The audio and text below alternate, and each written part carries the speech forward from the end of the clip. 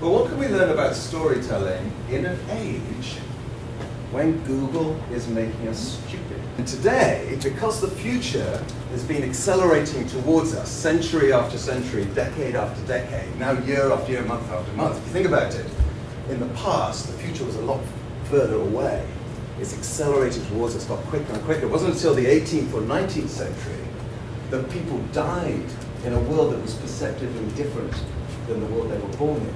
So since this is future M, I just want to take a few more minutes, have a little bit of a rant about some of the dangers and follies of allowing yourself to be seduced by looking into the future and putting too much stock into it. I want to quote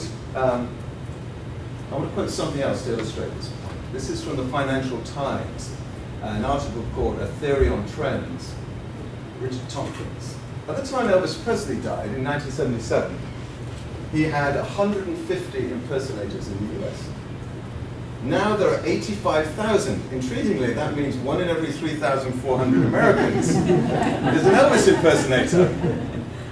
More disturbingly, if Elvis impersonators continue multiplying at the same rate, they will account for 1/3 of the world's population by 2019. I think you begin to see the dangers of this future scoping. And really, our industry, most of us here are in the marketing and media industry, and frankly, we are a little bit obsessed with the wrong type of future scoping. Building the future now is great.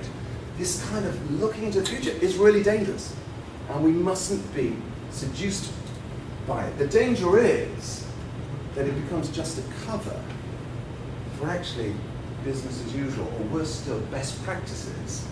While looking, and once you point this out, you'll see it everywhere in our industry, business as usual, while looking really smart by talking about the future. By 2020, this will have happened. The market for X will be Y, so many million euros. And the danger is that it's not just a strategy for avoiding change, it actually becomes an obstacle to getting on with change now. Why? Because it lures us into thinking, and I see this again and again in our industry, that coping with change is simply a matter of kind of prediction. But if you're going to just predict the future and analyze rather than creativity and invention, it's as though we were all investment bankers. And all you had to do is speculate on what the next new hot trend is going to be, rather than get on with shaping and creating new stuff in the here and now. And this is the problem. We're so busy looking at the future, we become blind to the change that has already happened. And this is really, for all of us at Future M, this is the challenge, is frankly not to predict more change or to get better at predicting change. You know, how much change do we need before we actually start changing what we do and getting on with doing things differently? The challenge is to seize the enormous opportunities of change that has already happened. You know, we're never going to predict our way into the future of our industry, certainly not lead it, certainly not come up with anything truly original or new. So in times of change and rapid opportunity, you know, future scoping at best can be redundant, at worst it can be really damaging. You know, I'm tempted to adapt Henry Ford and say in times of rapid change, future is bunk, let's get on with change here and now. We are indeed living in an age of now, an age where the time is always now.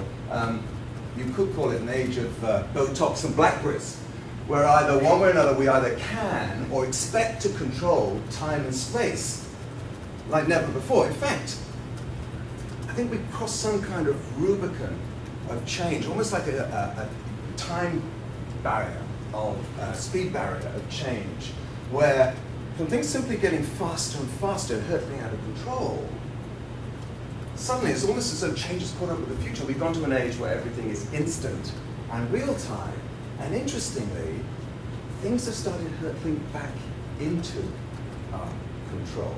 Technology is now managed by the user and the viewer on their terms, over control of their media like never before. So absolutely, more sources of information than ever before, but these are managed through digital technology on the viewer's terms, not on the marketers or the distributors' terms. In fact, as a little aside, the Polish sociologist Zygmunt Bauman, his fear is not that we're being overwhelmed and distracted by too much information, but actually modern media is narrowing the influence and sources that we're exposed to, because everything's people like you like this, and all you end up liking is the stuff you already liked already. So that's another topic for another day.